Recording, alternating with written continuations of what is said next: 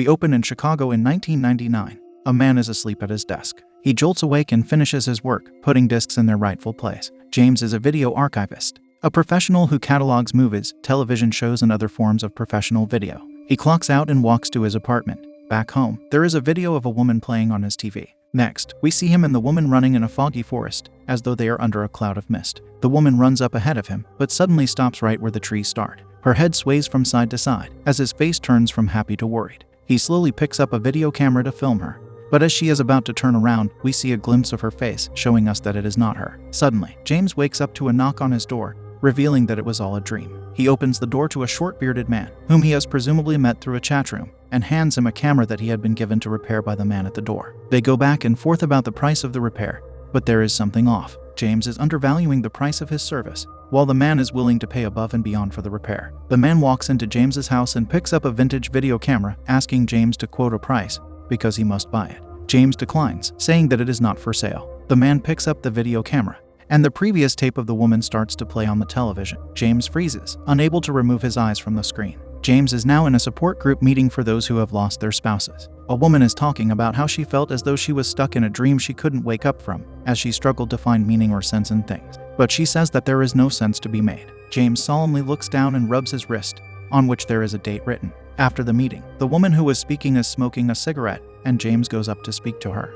He asks her if her late husband left her anything, like a note or an explanation regarding his passing. She says that she always expected to find something, but she never did. James apologizes for her loss and starts to walk away. But before he can leave, she tells him that it gets easier. She doesn't believe her own words, and neither does James. James is back at his office space, sorting through videotapes and DVDs. One of the videos starts to glitch, and suddenly, on the screen there is a masked figure in a black wig and chunky brown sweater, standing in a scarce room. The mask keeps us from seeing their eyes, but they resemble black holes. The camera starts to move closer towards the figure as it tries to talk, but nothing can be understood. The only thing we see is the mask moving up and down, as the camera zooms into the figure's eyes and then cuts back to the actual video on the tape. James is stunned and takes the tape home to analyze it properly. He plays the tape back at home, but his stereo starts to glitch, unspooling the tape inside. James returns to his office, grabbing as many tapes as he can find to figure out what it was he saw. He finds news footage about the incident, claiming that the interruption was the result of a few video pirates using sophisticated equipment to briefly override the broadcast. The FCC and FBI launched an investigation against these video pirates who, if caught, would face civil and criminal charges. The news reporter tells us that a week afterward, the video pirates struck again, interrupting the show, Dawn Chronos, to show them something even more bizarre. James goes hunting for this broadcast of Dawn Chronos. He doesn't find it, and leaves a note for L, presumably his boss. L responds with another note, telling James that the tape was seized by the FCC years ago, and that he should move on and stop looking for the tape. However, James has made up his mind. He heads outside and calls someone through a payphone, asking them for the Dawn Chronos 11 to midnight broadcast tape from May 10, 1987. Across the street from him looms a strange and hooded figure, staring at James with a sinister air. James catches sight of this figure and starts to get tense. The man on the phone tells James that he is not the first one to ask for this tape, and that they must flag any request for it, and report them to the FBI. James immediately cuts the call. He pulls out a notebook and begins to dial another number, Chester, the same man whose camera he fixed earlier. Back at James's apartment, Chester arrives with footage of the Dawn Chronos broadcast. They play it on James's TV, and the pirate broadcast only gets more sinister. The masked figure, wearing a black wig and chunky sweater, stands tall on the screen. An eerie noise plays in the background as the figure turns its head towards us, its limbs malfunctioning like a robot whose gears have jammed. It opens its mouth, but only noise comes out. Shots of the figure in different positions play on the tape, and the final image is of black bile dripping out of its mouth as it stares directly into the camera. The Dawn Chronos broadcast returns, and James is stunned. Chester speaks up and starts to tell James about what is called the Sal E. Sparks incident, the creepiest unsolved mystery hack of all time. It is named after the character from Step On, the 1980s sitcom about a widowed robotics engineer who invents an android wife, Sal E. Sparks, to take care of his 5 adopted children. Sal E. stands for System Analytic Lifeform Emulation, and is the inspiration for the pirate broadcasts. No one has been able to uncover the mystery behind these broadcasts, but convincing theories have spread around chatrooms, such as Chicago BBS. James offers to buy the tape from him, but Chester offers a trade instead, the tape for the vintage camera that he had his eyes on previously. James agrees, handing over the video camera, but keeping the tape inside it, which we see for the first time is titled Hannah, after the woman in the video. James boots up the show, Stepbot, hoping to uncover more clues from the source show. On Chicago BBS, he finds more information about the broadcast intrusions, such as which stations they hacked, where the intrusions came from, and the name of a hacker the police caught called Night Pirate. We also find out that the FBI report was written by Dr. Stuart Lithgow, the FCC bureau chief. James proceeds to search Dr. Lithgow on the internet, finding out that he is a media studies professor at MIT. Almost immediately, James takes a train to MIT to meet Dr. Lithgow. Upon meeting, Dr. Lithgow tells James that if he wants the FBI report, he will have to file a Freedom of Information Act request, sit by the mailbox, and wait. This is the same advice he has given to everyone else who has come to ask about the Chicago broadcast intrusion, and James is no different. However, the response time for that type of request can be anywhere from 6 months to never, so Dr. Lithgow obliges and starts to tell James about broadcast intrusion. In 40 years, there have been less than 10, making them a rare cultural phenomenon. The Sal E. Sparks incident consists of 2 of these broadcast intrusions, and is the only one that remains unsolved. Dr. Lithgow tells James that when the FCC reviewed the footage, they were at a loss for words. Nobody could figure out what they were watching. A week later, the FBI got involved with the case. According to conspiracy theories, the FBI put pressure on the press to underreport the incident, worried that media exposure might be spreading a subliminal message. It could be something glimpsed in the wallpaper, or half listened to in the muffled voices. James objects, and says that the noise in the videos is just static, or at least that's what it seems like. Dr. Lithgow tells James that there were rumors of a third Sal E. Sparks intrusion years later, but by then they had all given up on the investigation. There are conflicting reports as to which network this was on, but Dr. Lithgow finds a note with the date of the apparent third intrusion, November 23, 1996. As James is writing down this date, he glances down at his wrist to find almost the same date written there, just a day prior. This is the day that Hannah went missing, and it lines up too perfectly with the date of the third intrusion. His mind flashes back to his dream of Hannah, and the video of hers that he cherishes. Dr. Lithgow says that the person likely for the intrusions either disappeared or passed away. He also says that the FBI doesn't close cases easily, but eventually they realized that the investigation was going nowhere. James is now back at the support group meeting. Outside, he asks the woman from the last time for a cigarette. She asks him to accompany her as her date for a company barbecue that she has to go to. He puts his hand up to signify that he is married, but of course, she is as well. But just because they aren't here anymore doesn't mean that life stops. But he declines her invitation nonetheless. She tells him that if he ever wants to hang out and rent a tape from Blockbuster, he should call her. James thanks her and promptly leaves, returning to his office. Back at the office, he finds a note from Elle telling him that he has logged nothing all week and is on his second warning. James boots up the broadcast intrusion tapes again, rewinding and slowing down the parts where the figure is talking to the camera to analyze them. He plays around with the audio levels to try and understand if there is any intelligible speech in the noises. He finally figures it out and reveals that the figure is saying, "I fixed them. I fixed them all." He writes it down in his notebook and stares at it solemnly. Suddenly, he hears a clanging noise coming from somewhere in the office. He gets up and cautiously walks around. From in between 2 shelves, he spots a figure dart past a wall. He takes a step back and then runs out of the office, frightened and confused. On his walk home, we can see that James is spiraling about the tapes and the encounter he had today in the office. He switches on the TV, and the masked figure is back on the screen. It lifts his head, stares directly into the camera, and says, "James." The camera whirls past us, through time, to reveal that James now has a wall dedicated to the broadcast intrusion, full of newspaper clippings, notes, etc. One of the newspaper clippings is of Hannah, his wife, who went missing. James returns to analyzing the tapes, photographing important moments. In the background of a still, James sees a slight silhouette of what seems to be a man looming behind the masked figure. James heads to Dr. Lithgow's again, to tell him about what he has uncovered. He tells him that the setting from the tape is a false one. Like in a movie, the walls, windows, and carpets are panels. It's a room within a room, and that's why the figure looks so tall in the video. He shows Dr. Lithgow the picture of the man he caught in the tapes. But Dr. Lithgow is worried for James and his obsession with the intrusion. The FCC and FBI both turned up nothing with their investigations.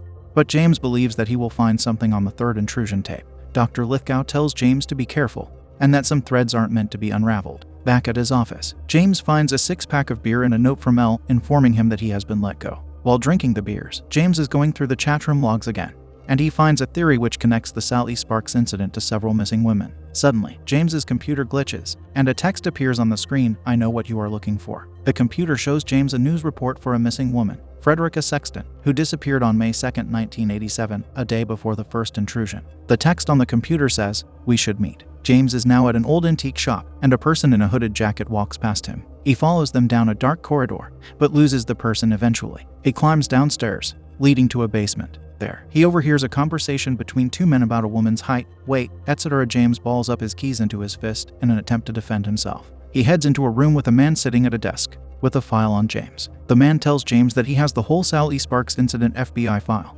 and that it is for James to have. All James has to do to get the file is to deliver a package to a man that will be waiting for him at an address in Chinatown. James is shaken and begins his journey to Chinatown. He hands the package over to a man who resembles a beggar. He opens it to reveal a note, stating that this is the man he is looking for. The man then starts to ramble on about how James should halt his search for meanings and patterns in the tape.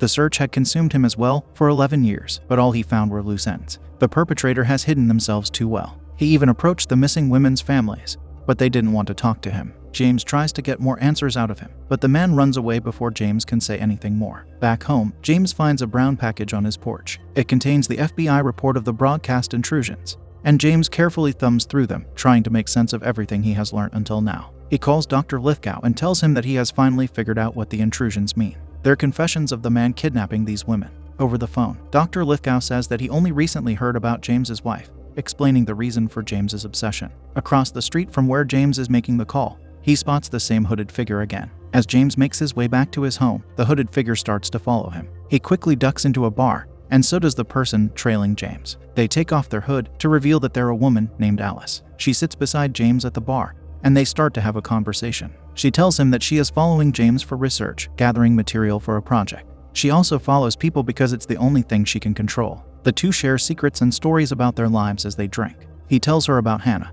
and she tells him about her abduction and managing to escape a horrific situation. Alice is still there at his house the next morning. She is flipping through the intrusion tapes and asks if she can help. She hears Morse code through the audio in the tapes and helps James to decode what she hears. It's a phone number, but when they call it, they only hear eerie static. A few days later, James receives a mysterious call from someone. He exits his apartment building and finds the beggar man waiting outside for him. The man talks frantically about how the missing women won't help to solve the mystery of the broadcast intrusion. He starts screaming about following the tapes. Upon hearing the commotion, Alice goes outside and sees what's happening. As James is trying to calm the man down, he slits it in front of both him and Alice. James rushes inside and tells Alice that they must leave before someone else finds them. They check into a motel nearby, and Alice finds out that the phone number they decrypted is registered to a storage unit. When they reach it, they open the storage unit to find an empty room with an old dial-up phone attached to a recording device that plays a distorted audio tape whenever someone calls the number. No one has visited or asked about the storage unit in over 10 years. The owner of the lot tells them that the person who owns the rental unit is Stephen Mayer,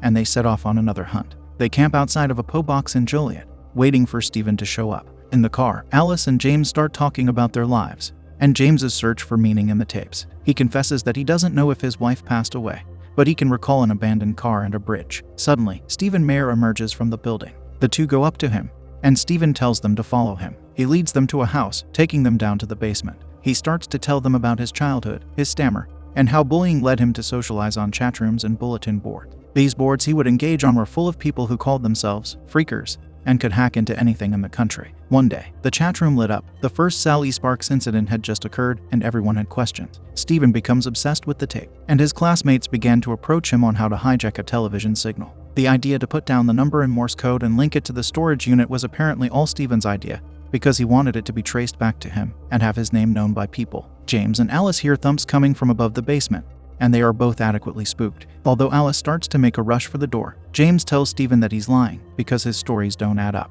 James asks him about Frederica Sexton, but Stephen claims to not know her. Back in the motel, James is distraught about Stephen's story because he doesn't believe that he has found the truth. He won't give up until he finds the third tape. Alice admits that maybe he was telling the truth. Maybe the tapes were just a few kids messing around. But James is adamant about not giving up. However, his obsession has spiraled out of control as he has bad dreams every night about hands engulfing him, covering his body. When he wakes up, he finds that his room has been ransacked and the tape is gone. Outside, he finds the business card of the antique dealer, who was presumably the one to rob his room. Back in the city, when James goes to the antique dealer's building, it has been cordoned off with. He goes back to his apartment to find that it has also been left in shambles. He rummages around the floor and finds a tape titled Hannibal A96. On the tape, James finds the final broadcast intrusion. However, this time, a human hand is caressing the masked figure's face, tearing off the mask. James spots something and finds that the hand has a scar on it. He quickly calls Dr. Lithgow, but finds no answers from him. On the tape is another clue, the location of a farmhouse, and James rushes there immediately, hoping to find answers. James arrives at the farmhouse and heads inside the house, picking up any items he could use to defend himself. He finds a room with computers and cameras strewn around it, and then suddenly, a man enters the house. He has the same mark on his hand from the video, and James rushes at him, fighting him. He locks the man, Michael Gardner, in a cage and plays the tape of the last intrusion. The man swears that this tape was not his doing, but James insists that he kidnapped the women and was behind the broadcast intrusions. James asks to be taken to the set, and the two travel to a shed where they find remnants of the set and the mask from the videos. James starts to rebuild the set, saying that they're going to make a tape. Michael pleads to be let out, but James forcefully puts the mask on his head, forcing him to read out a confession on tape. Although Michael swears that he didn't do anything, James tells him that the sooner he reads out the confession, the sooner he will be at peace. Next, we see James patting down a patch of earth with a shovel. He has presumably taken Michael's life and is now heading home. On his way home, his car and the radio start to malfunction. A woman suddenly appears in front of his car, but he hits her before he can press the brakes. He steps out to see who it was, and it turns out that it's the android wife, Sally Sparks. James stares in horror at the android as the screen glitches to black. Although the truth about Hannah's disappearance and James's state of mind still hangs in the air, broadcast signal intrusion tells a suspenseful story about how grief can turn into an obsession.